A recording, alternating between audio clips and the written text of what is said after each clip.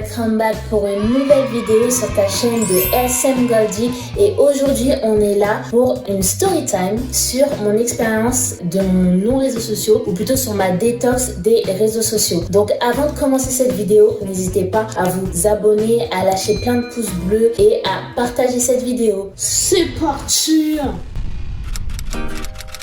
Ma rencontre avec les réseaux sociaux. Alors, tout a commencé quand j'étais en 6e. J'étais une fille de 11-12 ans. J'avais pas encore mes réseaux sociaux et les premiers réseaux que j'ai eus, c'était direct. Je traînais à l'école, je me faisais quelques amis et tout ça. Et comme j'avais un bigot, je pouvais pas avoir de réseaux sociaux dessus.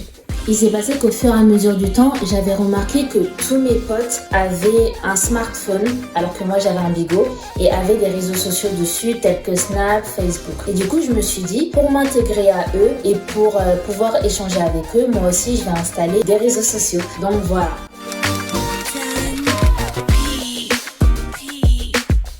Alors, les premières années, au début, j'ai commencé avec un compte Facebook. Il faut savoir que j'avais pas l'âge pour mettre Facebook, mais je l'ai quand même mis. Car je voulais échanger avec mes amis, pouvoir discuter avec eux, m'intégrer à leur groupe, m'intégrer à leurs sorties, à leurs idées et surtout suivre l'actualité parce qu'à chaque fois, ils me parlaient de choses dont j'avais aucune connaissance et je me suis dit, pourquoi pas mettre Facebook. Donc voilà, je traînais sur Facebook et tout ça. Entre-temps, il faut savoir que moi, j'étais une élève assez sérieuse. Ça veut dire que j'avais pas de problème pour diviser mon temps et faire mes devoirs après. Et en fait, c'est de là que j'avais commencé à scroller. Scroller qui veut dire en fait faire défiler des pages. Je me suis pas dit que c'était grave jusqu'au moment où il y a eu la montée de Snap et de Instagram qui sont aujourd'hui les applications les plus incontournables que tu dois avoir dans ton téléphone, surtout Instagram. Et c'est de là que les problèmes ont commencé.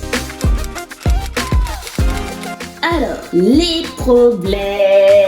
Quand j'ai eu Snap, faut savoir que c'est de là que je suis devenue accro au réseau et donc à mon téléphone. Je traînais pas beaucoup sur mon téléphone, mais il faut savoir que dès que je recevais une notification, Snap ou message, je me précipitais directement dessus. Ça veut dire que je pouvais faire quelque chose à côté.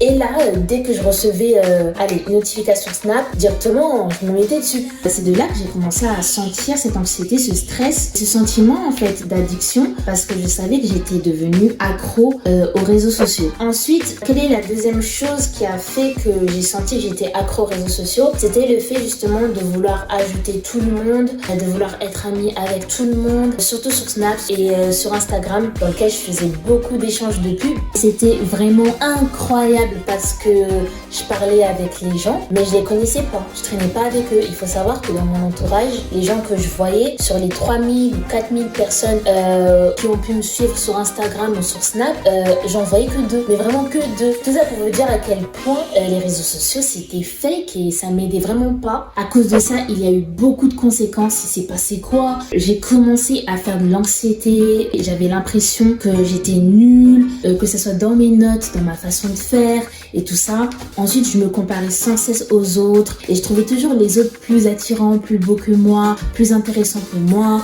Du coup, ça m'a pas aidé en ce qui est les complexes et tout ça. Et je me sentais super mal parce que au final, ce sont mes réseaux à moi. C'est moi qui est censé les gérer, c'est moi qui est censé savoir quand s'arrêter. Et je pense qu'à cet âge-là, quand t'as 14 ans, 15 ans et que t'es en train de te construire une identité, tu te rends pas compte du nombre de temps que tu peux passer à l'écran. J'étais vraiment plus concentrée du tout. Et du coup, quand j'ai finalement fait l'énumération en fait de toutes ces choses, de toutes ces conséquences, c'est de là que j'ai décidé de faire une détox et je vais vous expliquer comment j'ai fait, pourquoi je l'ai fait et quand je l'ai fait.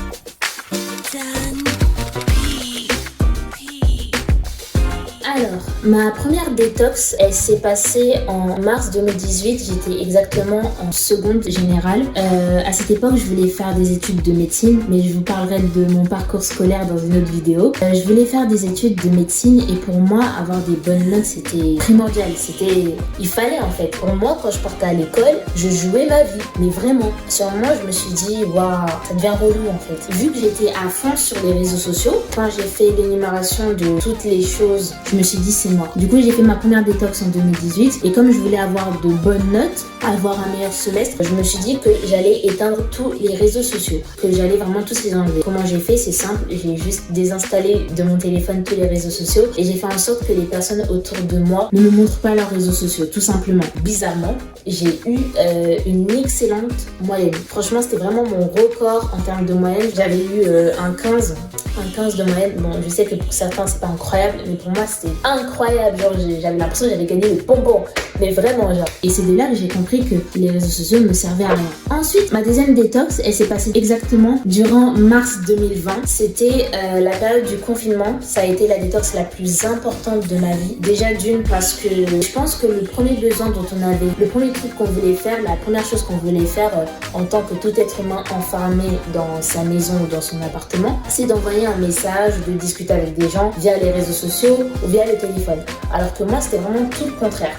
Il faut savoir que pour moi, cette année, c'était l'année de terminale, 2019-2020. En termes de notes, c'était pas ça aussi, c'était pas ça. J'ai bien été fait des plans d'orientation assez bizarres et je me remettais souvent en question. Et vu qu'on venait de déménager, je parlais vraiment plus à tout le monde et je pense que l'anxiété était montée à un cran, mais j'imagine même pas en fait comment j'ai fait pour tenir. Donc j'étais anxieuse, je voulais pas manger, quand je partais à l'école, j'avais pas envie d'aller à l'école et quand j'étais à la maison, j'avais pas envie d'être à la maison. Et quand j'étais sur les réseaux sociaux, je me disais mais pourquoi moi j'ai pas cette vie, pourquoi moi j'ai pas ci, pourquoi moi j'ai pas ça, pourquoi je me suis pas barrée à Dubaï. Et c'est vraiment pendant cette période de mars 2020 jusqu'à la fin du confinement que j'ai tout arrêté. J'ai désinstallé les réseaux sociaux et je me suis concentrée sur moi. Genre j'avais désinstallé Insta et j'avais gardé Snap, mais Snap limite c'était de temps en temps quoi. Je mettais que pour une urgence, mais en gros j'avais désinstallé quoi. Je m'étais dit que j'allais pas réinstaller ces applications jusqu'à j'ai le bac. Et toutes les personnes qui étaient autour de moi étaient là,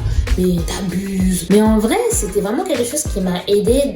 Ça m'a permis vraiment de me concentrer sur moi, surtout parce que j'étais dans une période de dépression, comme je vous ai dit, j'ai fait de l'anxiété, je pleurais beaucoup. Déjà, je me plains déjà beaucoup, mais là, c'est vraiment le pompeur, la cerise sur le gâteau. J'ai pas cherché, j'ai tout désinstallé et ça m'a vraiment permis de me concentrer sur moi, d'être mieux, de savoir à présent ce que je veux et d'avoir une relation plus saine justement avec mon retour des réseaux sociaux. Le premier avantage, déjà, c'est que tu es moins sur les écrans. Je sais que de nos jours, les personnes de mon âge peuvent passer en moyenne jusqu'à 5 heures, voire 7 heures sur leur écran et c'est énorme. Quand vous vous rendez compte du nombre de choses que vous pouvez faire à côté, c'est vraiment énorme et le fait d'avoir justement enlevé ces applications de mon téléphone fait que j'ai aucune raison de traîner sur mon téléphone. À moins que tu fasses autre chose dessus, mais voilà, j'ai aucune raison de traîner sur mon téléphone. Deuxième avantage, ton cerveau respire. Pourquoi je dis ça? Parce que je pars du principe que le cerveau, en une journée, il doit assimiler beaucoup d'informations. C'est vraiment un truc de fou, le nombre d'informations que tu dois assimiler. Et surtout, moi qui suis étudiante, je me rendais compte que tout ce que je voyais sur les réseaux, même si ça va rester dans ma tête une semaine ou quoi que ce soit, c'est des informations qui ne me servent strictement à rien. Ensuite, troisième avantage, qui dit ton cerveau respire, dit que tu es plus concentré. Tu as le temps pour faire des choses pour toi, tu as le temps de faire les tâches que tu es censé faire, les devoirs que tu es censé faire, tu as le temps pour toi. Donc voilà. Quatrième avantage, tu fais les choses pour toi. C'est bête à dire, hein, mais il faut savoir qu'on est dans un monde assez voyeuriste ou voyeuriste, je sais plus trop comment ça se dit, dans le sens où tout le monde veut voir à peu près la vie de l'autre, mais ça nous aide pas, surtout quand on veut construire quelque chose, construire des projets, construire une identité. On se rend compte vite que quelquefois, on fait les choses pour les autres et non pour soi. Ça veut dire que je pouvais sortir, me faire belle et tout ça. Le fait de ne pas forcément le montrer, de le garder pour moi, ça me faisait aussi du bien. Parce que je sais qu'à ce moment-là, je le fais pas pour prouver aux autres que voilà, je vis ma vie. Mais non, justement, je le fais pour moi et je vis ma vie. C'est aussi ce petit avantage de se déconnecter. Tu vis ta vie, quoi. Sans vouloir faire une démonstration à qui que ce soit. Je pense que c'est le 5e ou 4e avantage, je sais plus. Tu favorises des relations non virtuelles. Je m'explique. Alors, il faut savoir que sur les réseaux sociaux, 50% des personnes que vous allez rencontrer sur les réseaux sociaux sont des personnes que vous allez jamais voir ou que vous allez voir pendant un jour, 2 jours ou une saison. Et qui dit saison dit que ça commence et après ça se termine. Au lieu de profiter réellement des personnes qui sont devant toi, de leur parler dans les yeux, de rigoler avec eux sans forcément que ça vienne du téléphone, et ben non, en fait, tu ne profites pas parce que le temps que vous mettez sur votre téléphone, ça peut être un temps perdu et non récupérable que vous auriez pu utiliser ces personnes que vous aimez tant. La vie, ça passe vite, donc c'est pour ça que je dis que ça nous permet de favoriser ces relations virtuelles et je suis sûre que cette petite astuce fera du bien à beaucoup de monde. Ensuite, les inconvénients. Bon, comme toute chose, il y a toujours un inconvénient, mais bon. Être sur les réseaux sociaux, on peut vous le blâmer, certes. Mais le problème, c'est que c'est devenu une part de notre culture. Nous sommes nés dans une ère de technologie et être sur les écrans, même si on nous blâme, c'est quelque chose de tout à fait naturel parce que ça fait partie de notre culture. Et qui dit notre culture, dit forcément habitude. Et qui dit habitude, dit que parfois, si on arrête cette habitude, il faut la remplacer. Moi, je sais que quand j'ai enlevé pour la première fois, j'avais du mal. À chaque fois, je voulais repartir dessus et tout ça. Et d'ailleurs, aujourd'hui, j'ai toujours aussi du mal qu'il me fallait chercher une habitude ou quelque chose à faire pour remplacer justement cet ennui que j'avais de ne pas avoir les réseaux sociaux. Par exemple, vous pouvez lire, cuisiner ou sortir.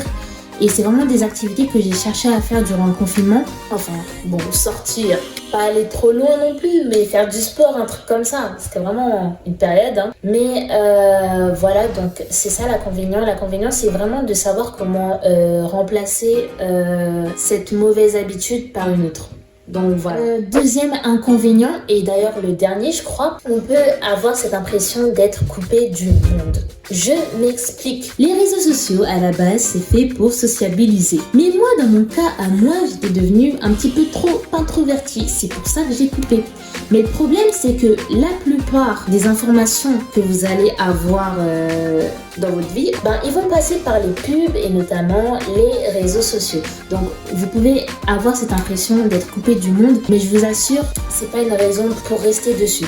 Je m'explique. Je pars du principe que tout le monde, je pars du principe que tout le monde a plus ou moins un proche ou un entourage qui regarde soit la télé, qui suit BFM TV ou TF1, qui écoute peut-être la radio dans sa voiture, qui va finir à la fin de la journée te raconter l'actualité que tu aurais ratée. Vous n'êtes pas en retard. Moi, quand je suis revenue sur les réseaux sociaux, je n'ai rien manqué. Pour communiquer, je pars du principe que les personnes qui veulent me voir, en tout cas, ils ont chez mon numéro, quoi. En conclusion, tout ce que je peux dire, c'est que cette détox m'a permis de comprendre qu'en réalité, les réseaux sociaux, on peut largement s'en passer. Mais largement s'en passer. Et je pense que cette détox, si par hasard vous êtes dans une situation d'anxiété et tout ça, si vous voulez gérer votre stress au mieux, ça peut vous être nécessaire. Donc voilà, c'était tout pour cette vidéo. Voilà, j'espère que ça vous aura plu. En tout cas, n'hésitez pas à lâcher des pouces bleus, à commenter pour me partager vos expériences, à venir me DM sur Insta si vous avez envie aussi de me partager vos histoires en privé et à vous abonner surtout, à lâcher plein de pouces et on se dit à bientôt pour une nouvelle vidéo. Bye!